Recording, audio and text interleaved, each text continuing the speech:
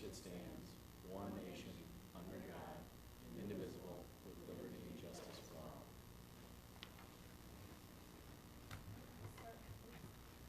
We'll start with roll call. Mrs. Winstanley. Here. Mr. Boucher. Here. Mrs. Mulvena. Here. Mr. Bennett. Here. Mr. Shiflett. Here. President Wassick. Here. First item on our agenda is the approval of the agenda items. So if I could get a motion. I move the Grand Ledge Public Schools Board of Education approve the August 22nd, 2016 agenda items as presented. Support. Okay, we have a motion and a second. All in favor, say aye. Aye. Any opposed? All right. Next is approval of our consent agenda items. If I could get a motion. I move the Grand Ledge Public Schools Board of Education approve the August 22nd, 2016 consent agenda items as presented. Second.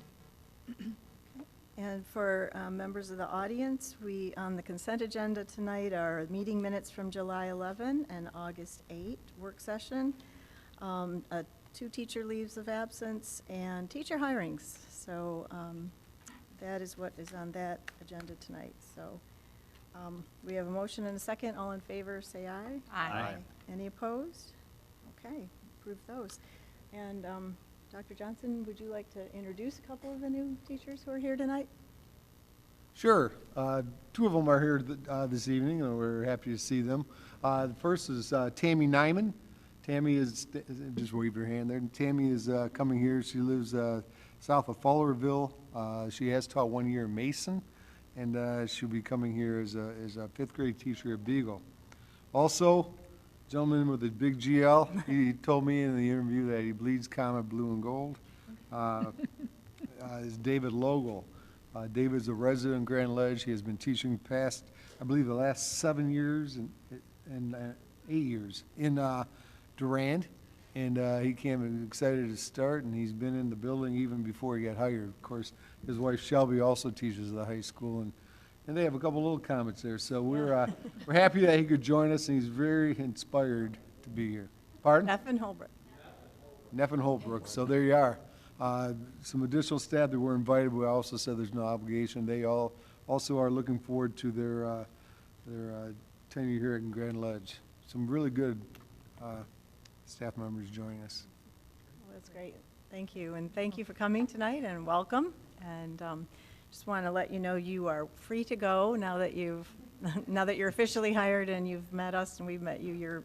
You're welcome to leave and not stay for the rest of the boring official business. But you won't offend us. No, you won't offend us. And she runs for the hallway. Well, No, make your exit Thank you now. for coming in. Thank you for Welcome. coming in. Welcome, welcome. Thank you for And coming. welcome to Grand Ledge High School and Beagle. Bye.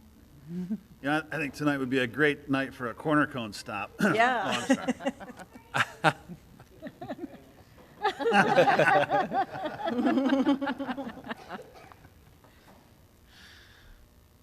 All right, thank you. And we have some reports. So the Capital Connections report.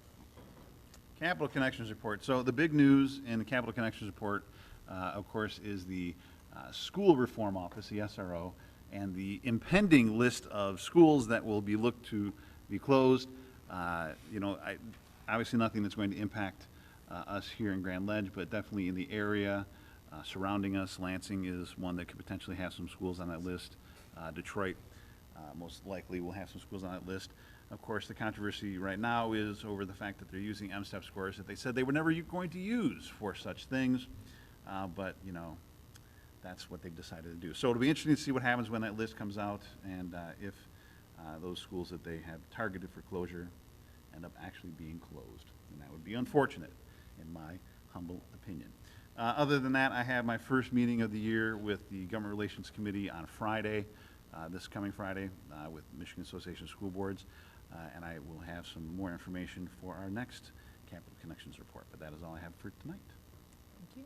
All right, and the Governance Committee, I'll mention that we met last week and discussed superintendent evaluation training, and for any new board members that will be coming in, how we will address that and what we recommend requiring. It's required by the law that the board be trained for superintendent evaluation. It's unclear whether that means every board member by law, needs to have gone through the training before they can participate in the process. However, we discussed the value of that, and that perhaps as a board, we might set a policy that says any board member participating in the superintendent evaluation needs to have been trained in the process and tool that we use. So we don't have a policy right now, and we're still just discussing the merits of it, but if you have thoughts on that, that would be good to share. We also discussed new board induction plans and trying to put together a set of data that would help a new board member get a glimpse of our district at a glance. You know, what does our district look like? What's the finances? What do our trends look like? What does our student performance look like, so that new board members can come up to speed rather quickly on what our district looks like and where we're at. So we'll be discussing that and before January. And then finally, we talked about Dr. Metcalf's evaluation goals and criteria. We've been discussing it all along, but we're going to finalize them at our next board meeting. So the rest of the board will have a clear picture of what we'll be evaluating him on in October. Education Foundation? No report at this time. Okay. I know there's no Eaton RESA report. Sarah's not here tonight. How about Parks and Rec? Construction on the boat launch has started, and their plan was to lower the river, and then they got 4 inches of rain in 2 days. Yes. I'm not sure how that has impacted that. They have moved some cement in place, it looks like. There will also be some construction done on the steps that lead down to where all the ducks are by Island Park. That'll be upcoming here, and if I didn't say it last time, I'll just compliment the district on the Parks and Rec brochure.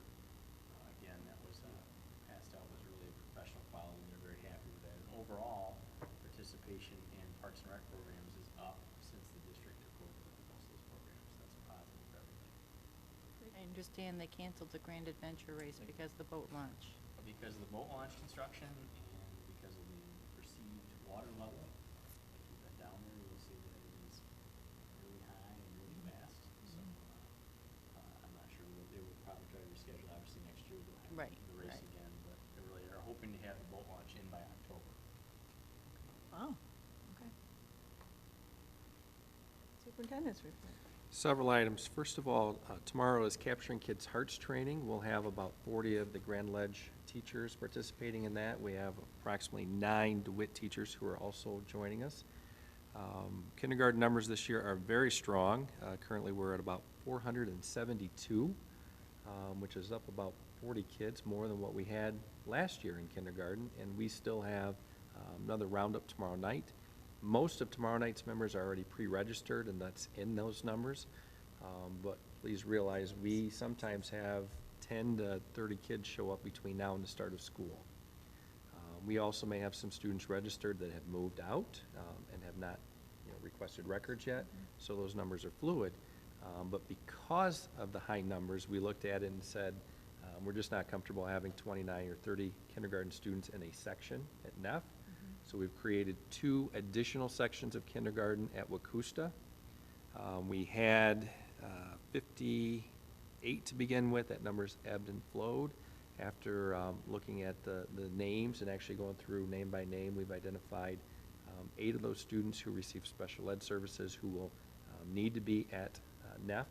So our current number at Wacusta is 52. So we have 2 sections of 26, which is a pretty good number for kindergarten. Currently, we have 11 sections scheduled at Neff with 26 students in each one. We'll have 3 sections of beginnergarten and 3 sections of kindergarten plus currently. If for some reason we do have another 30 or 40 students join us, we're starting to work on a second and third contingency plan of where we'd add sections across the district. Dream Depot 2.0 Playground Committee has done a fantastic job up in Wacusta, and the community has done fantastic in supporting them. Construction dates are set for September 28th through October 2nd. They are looking for volunteers, so if you want to help construct the Dream Depot 2.0, please let us know. We'd be happy to get you on the list. Finally, we are very quickly moving forward with the new school year, and I'm not sure where June or July or even most of August has gone at this point.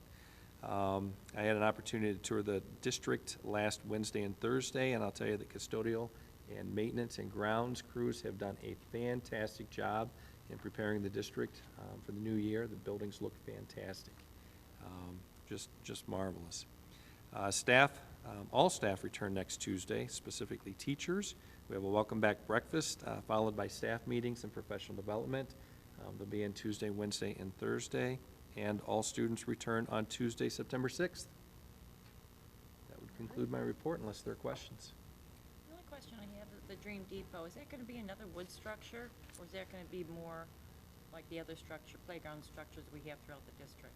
I'm going to say it's really a mixture. It's not the womanized wood of 30 years ago. It's more of a composite. But it's one that is created to last 30-plus years. Okay. Thanks. Dr. Metcalf, the students at Wacusta, once they start, will they stay there, or there's any possibility that they may move?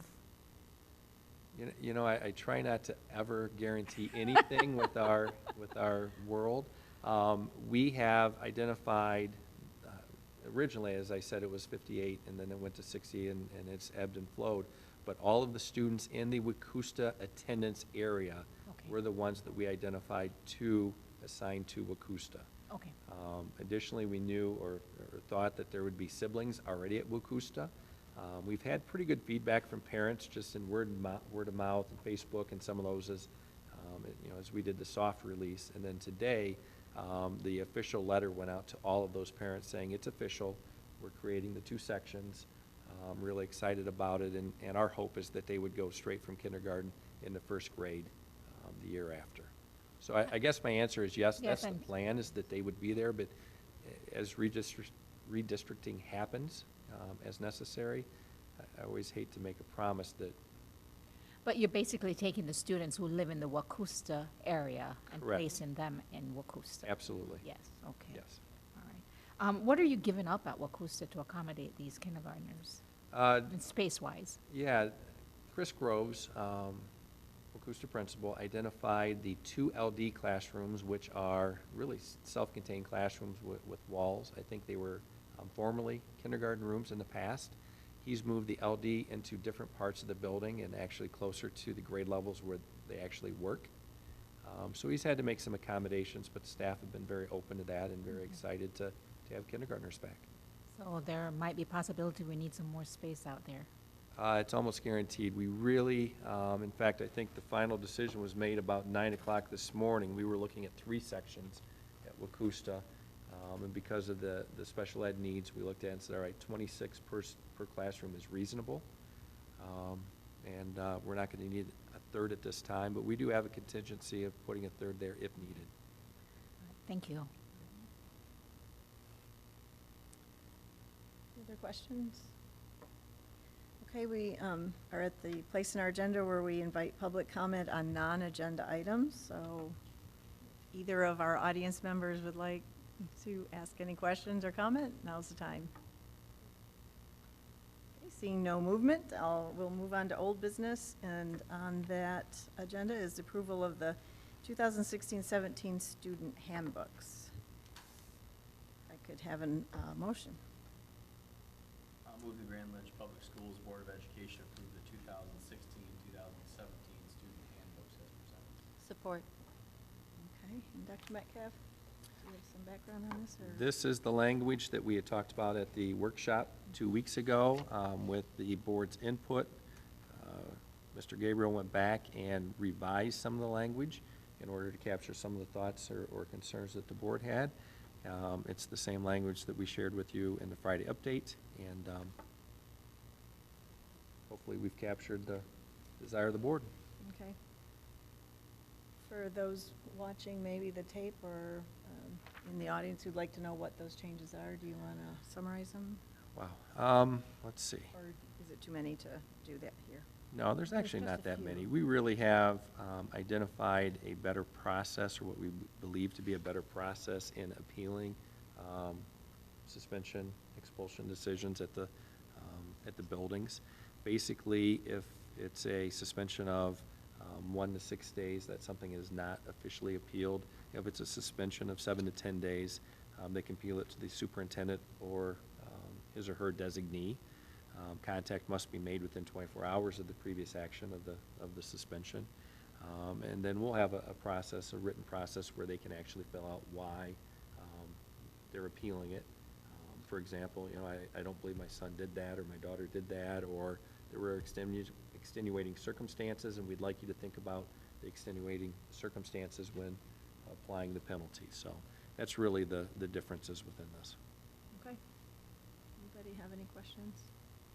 I think we discussed that plenty in our Yeah, last meeting. we did. And thank you for listening and for making the adaptations. So we have a motion and a second. All in favor, say aye. Aye. Any opposed? Okay, motion passes. We have 2 items of new business. The first one is the, well, I guess there's 2. Approval of technology purchase first.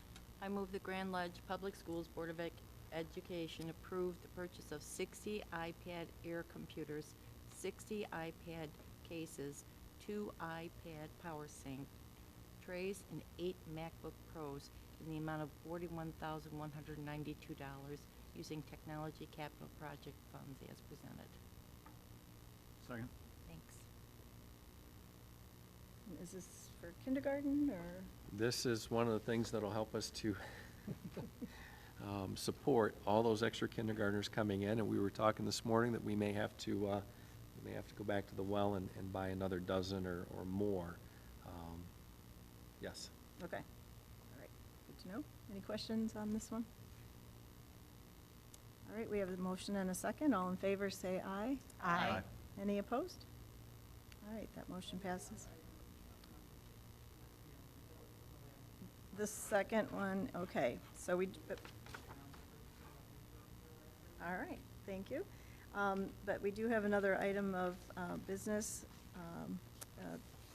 adaptation or revised part of our school code, section 380-1250. So related to section 380-1250 of Michigan School Code. So if I could have a motion. I move the Grand Ledge Public Schools Board of Education approve and authorize the superintendent to determine and administer performance compensation of no more than 2% of annual salary for all district employees in accordance with MCL 380.1250, the revised school code. Support. Thank you. Okay. Are there any questions or comments on this? Just wanted to clarify this issue. All school districts, meaning the teachers, custodians? The school code specifically talks about teachers and administrators, but one of the things we've looked at is all. Okay, thank you. I'd request permission to abstain, because I believe there's a conflict of interest as no way works in the district. All right, so we have a motion and a second. All in favor, say aye. Aye. Any opposed? Okay, motion passes with 1 abstention.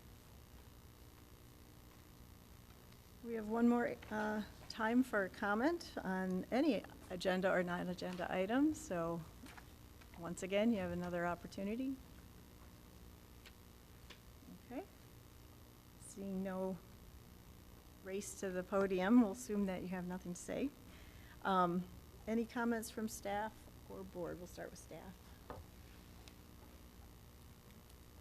I can tell you that we're very busy. Yes. I'm getting that impression. Yeah, And it's a lot of hiring. yeah, it's exciting. Tomorrow, we have 3 sets of interviews. Nice. For the positions. Saturday, Wednesday, we have more, Alright. special ed. So forth, but then I can sit down and we have some spots that, some of the world languages I haven't had any response to in one case, and really could be anyone attending at a high school from that same thing, so I don't know. And then we have all kinds of, we have lots of TA positions also. So, we'll see. Well, you know, it's a good problem to have for the first time in a lot of, Well, it is, it's a years, good so- problem, except for finding bodies. yeah, yeah. We had some really, we interviewed again today, we interviewed 10 candidates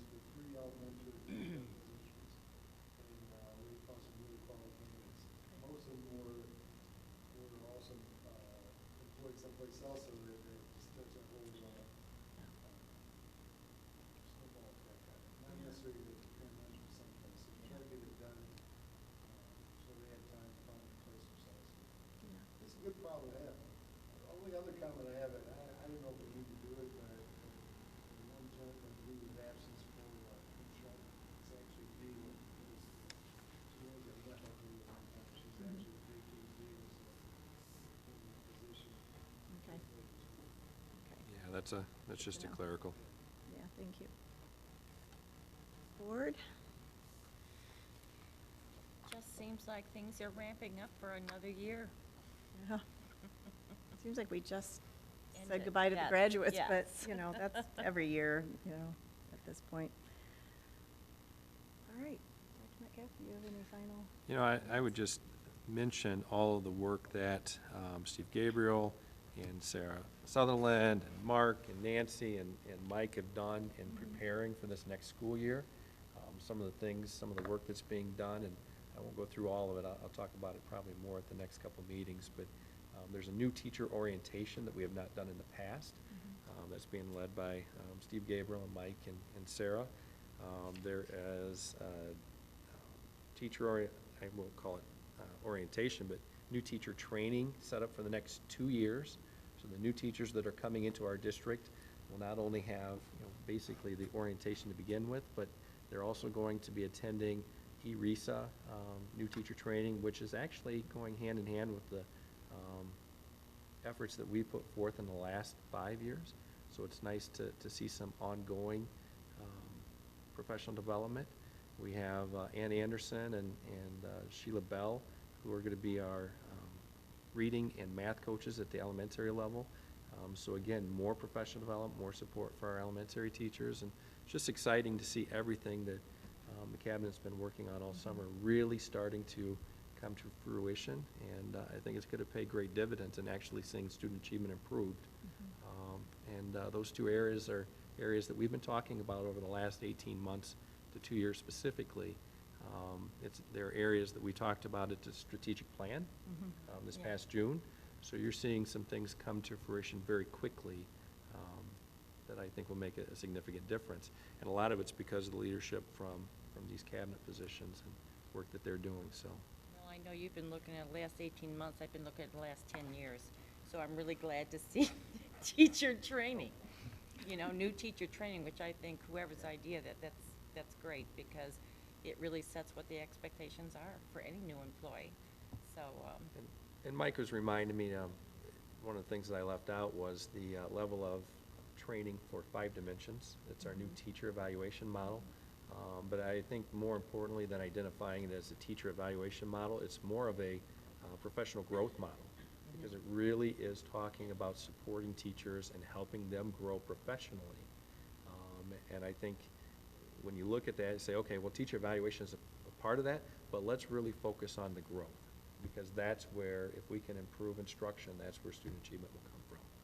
So, yeah, and there's been a lot of work in creating that training session and bringing it forth. And it was started by Andy and turned over to Mike and Sarah and Steve, and they've done a great job with that as well.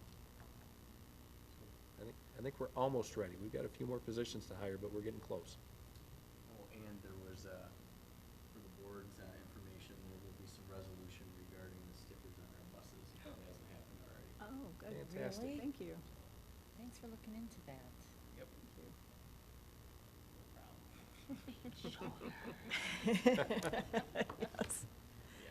Well, I appreciate all the work that you guys have been doing, and, Sarah and Mike especially, you've really dove in at the busy time of year, and it's very much appreciated, and very thankful that you're there doing it and that you took it on.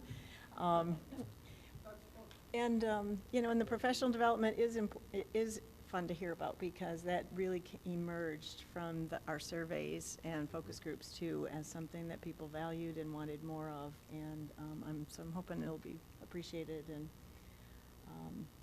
effective. So, thank you, everybody. Our future topics are, we have opening day for staff next Tuesday, August 30th First Day for Students is Tuesday, September 6th.